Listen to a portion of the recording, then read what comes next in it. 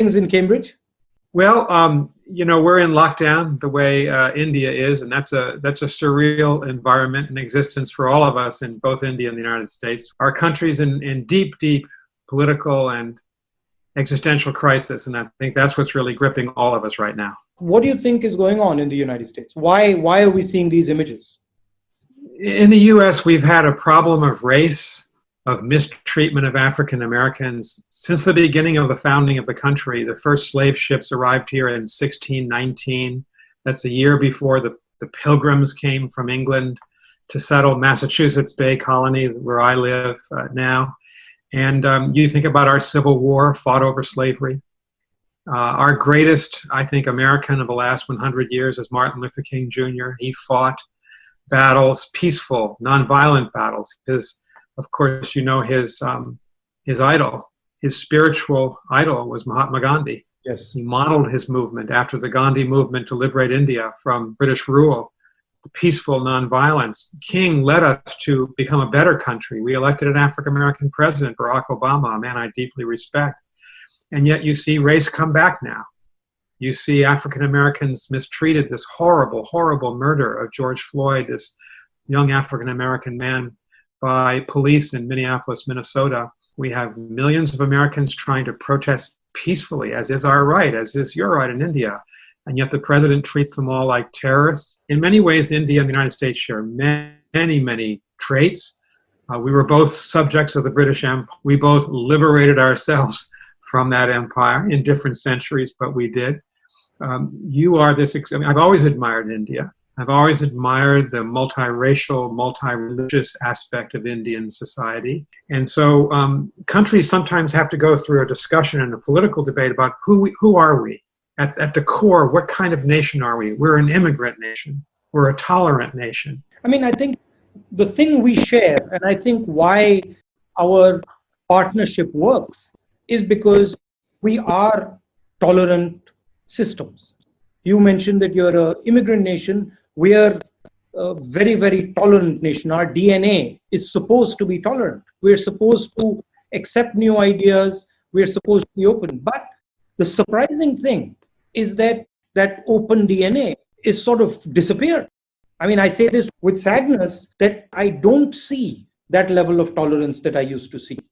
I don't see it in the United States, and I don't see it in India.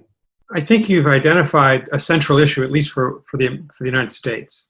And the silver lining here, the good news is that we have people demonstrating all across the country in every major city in the United States this week, peacefully, on behalf of tolerance, inclusion, minority rights, all these essential issues at the core of our democracy.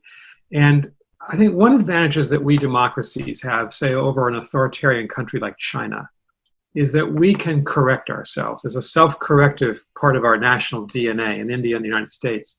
And as all democracies, we resolve this at the ballot box in free and fair elections. We do not turn to violence. We do this peacefully. That's the India tradition that we love about India from your founding.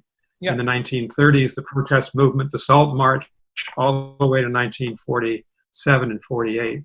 So I take rule that, I can't comment on your country because I don't know it nearly as well, obviously, but my country, I think, will be back. We'll be back. We'll strengthen our democracy. But I feel that this division which occurs is actually tremendously weakening for the country. But the people who do the division portray it as the strength of the country. When you divide African Americans, Mexicans, and other people in the United States, or you divide Hindus and Muslims and Sikhs in India, you're weakening the structure of the country. But then the same people who weaken the structure of the country say that they're the nationalists. Well, I think that's what President Trump is all about. He wraps himself in a flag. He declares that he alone can fix the problems.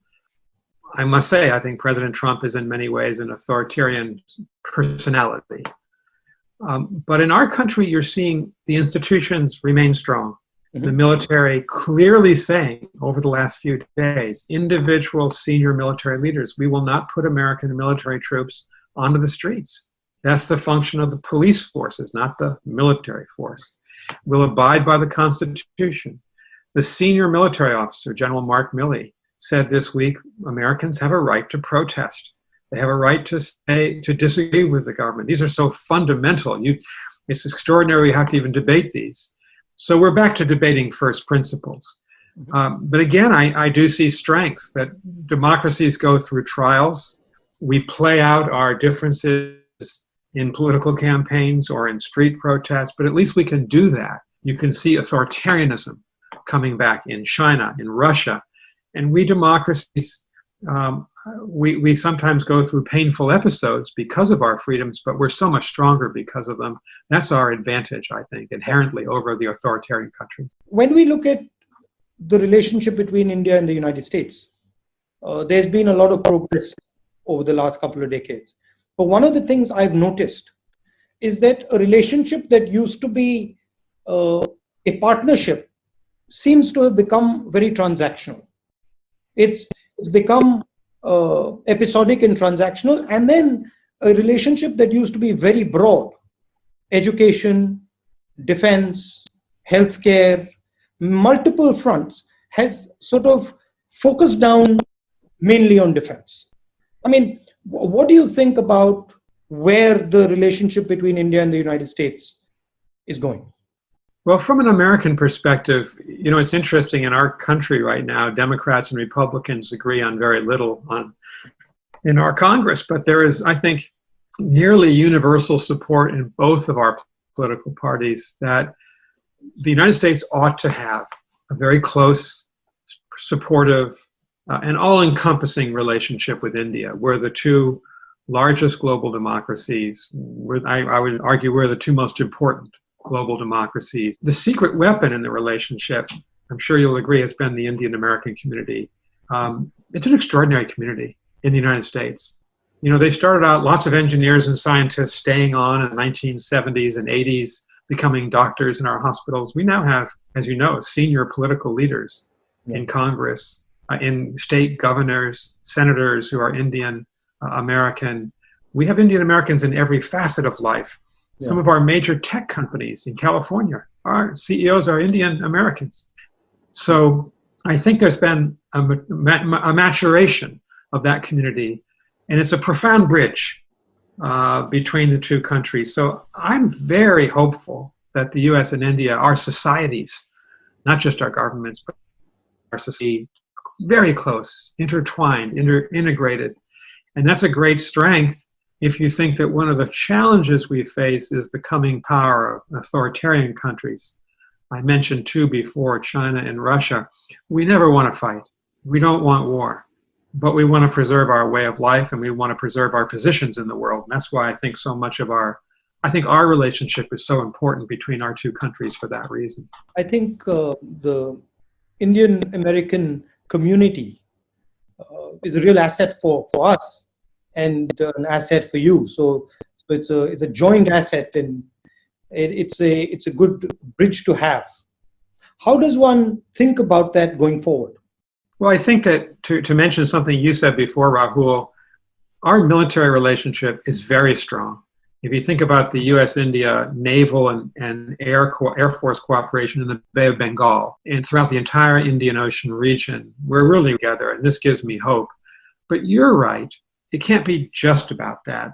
And so my advice would be, but I would look forward to your thoughts, is keep the doors open to each other.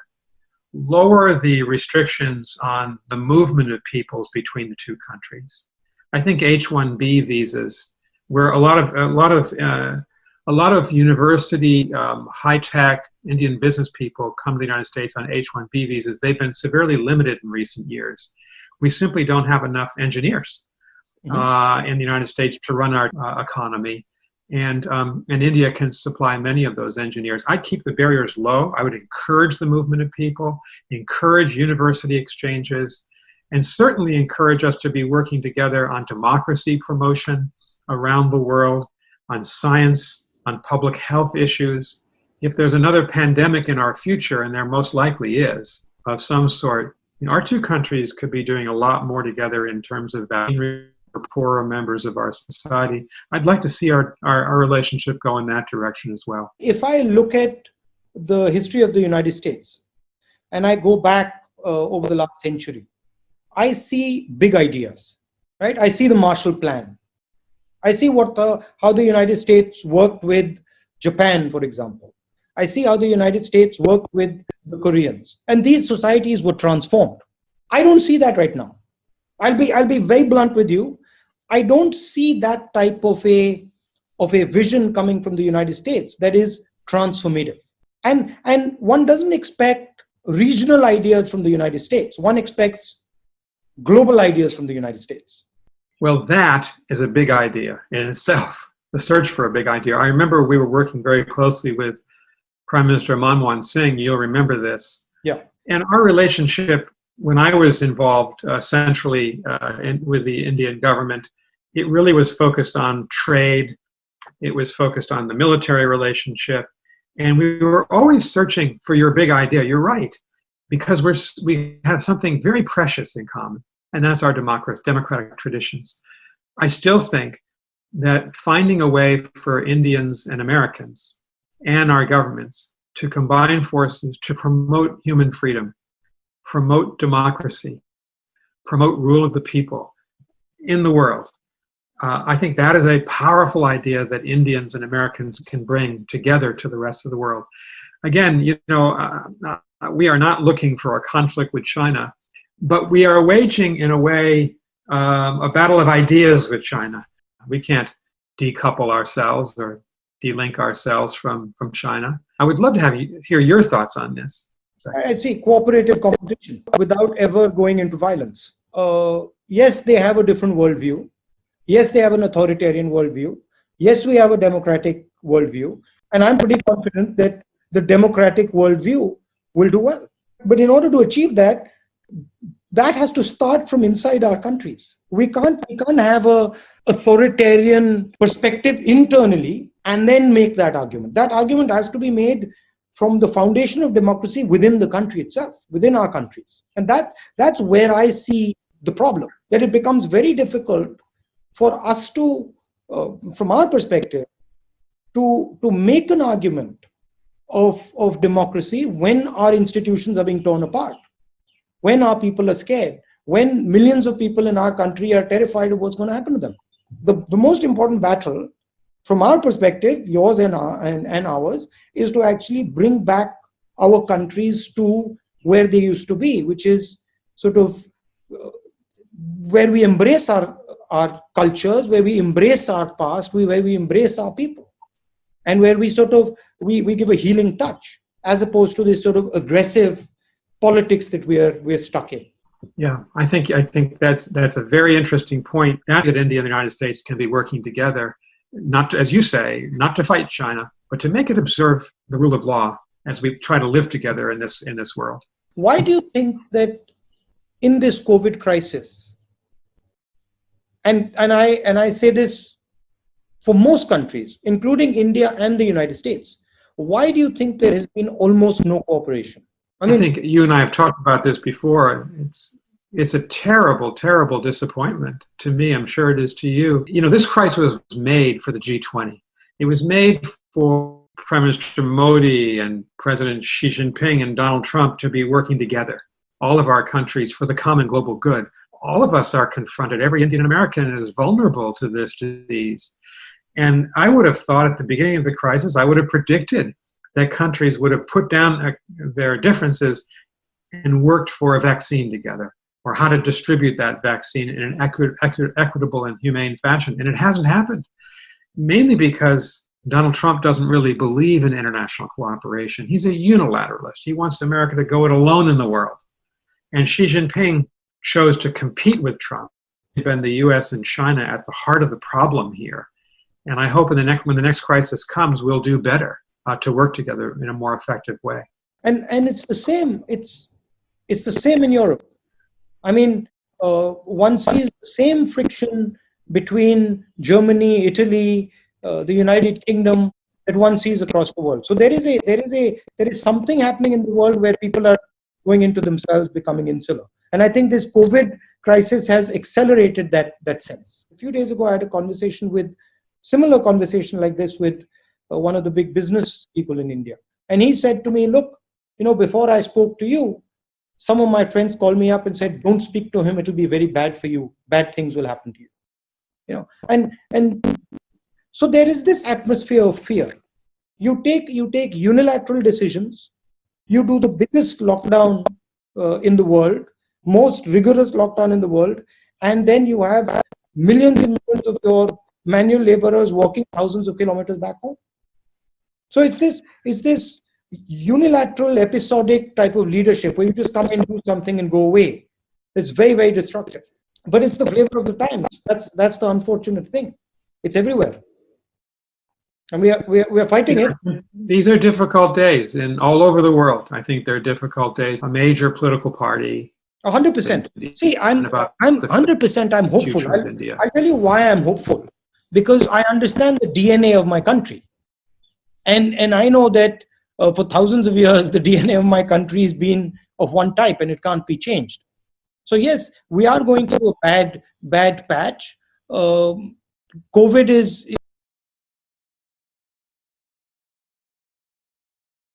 after COVID. New ways. I can already see people cooperating much more than they were before. Now they realize that actually there are advantages to being unified. There are advantages to helping each other. So that is there. How do you think COVID is going to shape the balance of power? What is going to happen in your view between the United States, China, Russia, India? What is going to be the effect of COVID? That we set aside global political rivalries on issues like climate change or pandemics, because these issues are existential for everyone. They unite every person in the world, 7.7 billion people. We need to have a future of global politics. Of course, we're going to compete. China and the United States, India and the United States, but we need to preserve space that we can work together on behalf of individual people around the world and give those people some hope that we as governments can help them. That's the challenge with COVID. If you think of it, the last 7 years, we've had SARS, H1N1, Ebola, and now the coronavirus. 4 pandemics in 17 years. We will have another pandemic in the next 4 or 5 years. Can we respond as a global community more effective? Can we work together?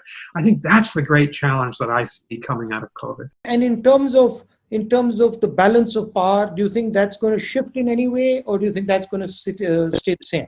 Or what is going to be? I think a lot of people right now are saying that China is going to surpass. China's winning the battle. China certainly has extraordinary power in the world.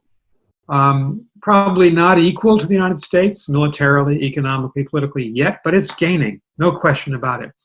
What China lacks is the sophistication and openness of a democratic country like India or the United States. China's a fearful leadership, fearful men, trying to preserve their own power, increasing the grip that they have on their own citizens. Look what's happening in Xinjiang against the Uyghurs and in Hong Kong, just to give those examples. And I actually think I'm hopeful about the future of India and the United States. I worry the Chinese system is not going to be flexible enough to accommodate the desires of the Chinese people for human freedom and liberty. So I'm a champion of democracy, as are you. I have confidence that democracies will survive these tests. Imagine, Rahul, one last question for you. It changes politics. You can't speak to a crowd. I don't shake hands, but I go into contact with people with a mask and stuff. Yeah. But it does, because public meetings are not possible, and that's the lifeblood of politics here.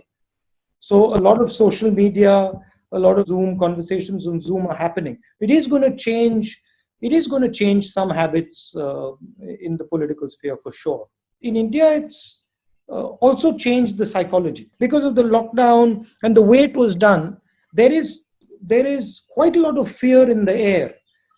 People believe that the virus is a very, very serious disease, which it is, but they're convinced that it is a fatal disease.